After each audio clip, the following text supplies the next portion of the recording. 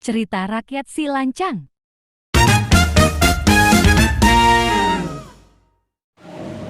Jangan berisik naik sepeda motor dari kota Solo membawa gitar. Terima kasih kepada saudara moderator. Izinkan saya mendoakan sebentar. Air beria tanda tak dalam, air tenang seperti berlian. Izinkan saya mengucapkan salam untuk para hadirin sekalian. Assalamualaikum Dewan Juri. Perkenalkan, nama saya Jihan Salsabila, kelas 5 dari UPT SDN 16 Bukit Rana. Kali ini saya akan membawakan dongeng yang berjudul Si Lancang. Konon, pada zaman dahulu, hiduplah seorang wanita miskin dengan anak laki-lakinya yang bernama Si Lancang. Mereka berdua tinggal di sebuah gubuk kecil, reot, dan sudah tua. Ayah Si Lancang sudah lama meninggal dunia. Mereka berdua bekerja keras hanya untuk mendapatkan sesuap nasi. Ibu Si Lancang bekerja menggarap ladang orang lain, sedangkan Si Lancang bekerja mengembala ternak tetangganya. Pada suatu hari, Si Lancang betul-betul mengalami puncak kejenuhan. Ia sudah bosan hidup miskin. Ia ingin pergi merantau ke negeri seberang dan mengumpulkan uang agar menjadi orang yang kaya raya. Akhirnya, ia pun meminta izin kepada ibunya. Mak, udah Lancang mana kalau mau semua, Mak? Lancang tak tolong ibu sipil, Mak. Lancang mencoba kali, Mak. Lancang yang nangkit dari keluarga awak dan tak kandang tahu, bawa orang, Mak. Lah, fikir elok mana. Sebelum ini saja dari aku nak. Cayolah mak kira dicoba. Tak akan Lancang lupa mak lu. Pohon lah Lancang minta izin sama mak lu mak. Iyalah nak, kalau itu keputusan Waan, anak bayar sesama doanya. Mendengar jawaban dari ibunya, Si Lancang meloncat-loncat kegirangan. Ibu Si Lancang yang melihat Lancang kegirangan pun hanya bisa terpaku diam. Mungkin dia sedih akan ditinggal oleh anak satu-satunya. Si Lancang yang melihat ibunya sedih pun datang dan menyembah lututnya sambil meyakinkan ibunya bahwa dia tidak akan melupakan ibunya. Keesokan harinya, Si Lancang pergi meninggalkan kampung halamannya. Ibunya membekali beberapa bungkus lumping ledak makanan kesukaan Si Lancang. Setelah beberapa tahun hidup di rantauan, bagaimana keadaan Si Lancang? Si Lancang sangat beruntung. Dia menjadi saudagar yang kaya raya, memiliki puluhan kapal dagang, ratusan anak buah, dan memiliki 7 orang istri yang cantik-cantik. Sedangkan ibunya masih tinggal di daerah Kampar dengan keadaan yang sangat miskin. Dalam kesendiriannya, ia pun berdoa. Ya Allah, hamba tidak tahu bagaimana keadaan Si Lancang di negeri rantau, ya Allah.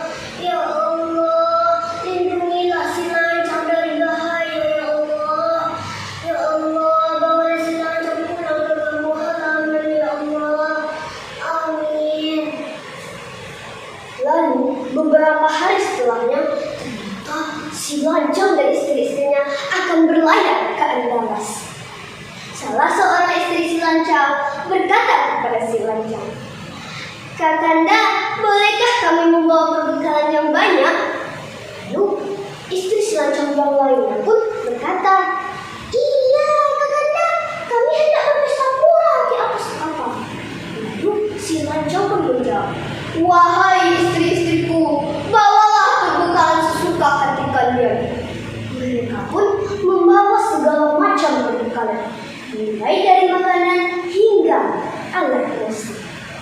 Mereka juga membawa kain sutra dan beberapa perhiasan emas dan perak. Semenjak berlayar dari pelabuhan, mereka bernyanyi dengan sangat keras, menari-nari sepanjang pelayaran hingga kapal Silacang tiba di daerah Sungai Kampar. Seorang Kelasi pun berteriak, "Woi, awalah sampean!" Lalu Silancang dan istri-istrinya pun segera bergegas turun dari kapal. Ternyata masih ada yang mengenali wajah Silancang. "Onde-onde, lancang kosan, mewah kupale," ucap salah seorang pengajar Silancang pada waktu kecil. Lalu teman lama Silancang pun berkata, "Oh mak, udah kata Silancang le, harus disambut. Oh mak kalau nak pulang tuh." Lalu teman Silancang pun bergegas menuju ke gubuk ibu Silancang. Lalu ibu Silancang yang mendengar kabar tersebut sangat senang. Ia bergegas menuju ke pelabuhan. Walau dalam keadaan sakit, bermodalkan selendang tua, sarung usang, dan kebaya on tambalan. Setibanya di pelabuhan, ibu Silancang tidak menyangka betapa mewahnya kapal Silancang. Ia pun naik ke geledak kapal. Namun tiba-tiba, "Wah, wanita tua, ngapa kau naik di kapal kau? Baiklah." "Tapi Den, omaknya Silancang." "Mana lo? Mana mungkin orang tua macam kau? Omaknya Tuan Lancang kau." Lalu Silancang yang mendengar keributan tersebut turun dari kapal. "Aduh, kau bisa aja nak. Ikut tuan nak. Ikut kan disobek amat tuan kau. Beda namanya. Duta ya, jacak ya. Beda wanita miskin curi kau punya amat Den. Kasih, usir dia dari situ." Lalu salah seorang Kelasi pun mendorong ibu Silancang hingga terjatuh. "Lancang, Lancang, iko amana. Lancang, iko amana. Tiga Lancang buat itu ke amana. Lancang." Malang sekali nasib ibu Silancang. Sudahlah miskin, ditinggal pula oleh anaknya. Walau dengan hati yang hancur, setiba di gubuk, ia mengambil lesu dan minum pusakanya seraya berdoa. "Ya Allah, Silancang yang amat lahirkan Yuna, yang amat godangkan kekayaan susu amat Yuna. Tiga Lancang gede ke amat Yuna. Ya Allah, bila azab ke orang berhakul ya Allah."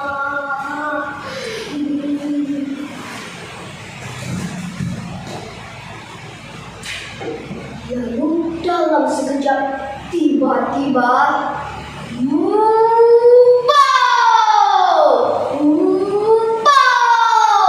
angin dan topan bersahut-sahutan. Gelombang air di Sungai Kampar menghantam kapal Silancang. Semua orang yang ada di kapal Silancang berteriak kebingungan. Sementara penduduk di Sungai Kampar berlarian menjauhi kapal Silancang. "Ama! Ama! Iko Lancang, Ma! Lancang pulang, Ma! Maafkan Lancang, Mina, Ma! Lepas aku semua, Ma! Ama! Ama!" Lancang, istri-istrinya dan anak buahnya tenggelam secara bersamaan. Barang-barang yang ada di kapal Silancang terhempas oleh badai. Kain sutra yang dibawa oleh Silancang bertumpuk berlipat hingga menjadi negeri lipat kain di Kampar kini. Sebuah gong terlempar dan terjatuh di dekat gubuk ibu Silancang. hingga menjadi Sungai Ogong di Kampar Kali. Sebuah tembikar pecah dan melayang hingga menjadi Pasubilah yang letaknya berdekatan dengan Danau Selancang. Di danau itulah bendera kapal Selancang tegak tersisa. Dan apabila bendera kapal Selancang naik ke permukaan air, maka pertanda akan banjir segera tiba. Dan banjir itulah air mata Selancang yang menyesali perbuatannya karena sudah durhaka kepada ibunya. Dan itulah cerita Selancang tadi. Adapun pesan moral yang dapat saya sampaikan: jangan durhaka kepada orang tua, jangan lupakan jasanya apabila kita sudah sukses nanti. Ingat, ridho Allah tergantung kepada ridho orang tua, dan murka Allah tergantung kepada murka orang tua. Hari panas membelah sawah, hutan rimba di Malaysia. Maafkan saya kalau ada salah, namanya juga manusia. Bertahan hidup tanpa kekasih. Cukup sekian dan terima kasih. Assalamualaikum warahmatullahi wabarakatuh.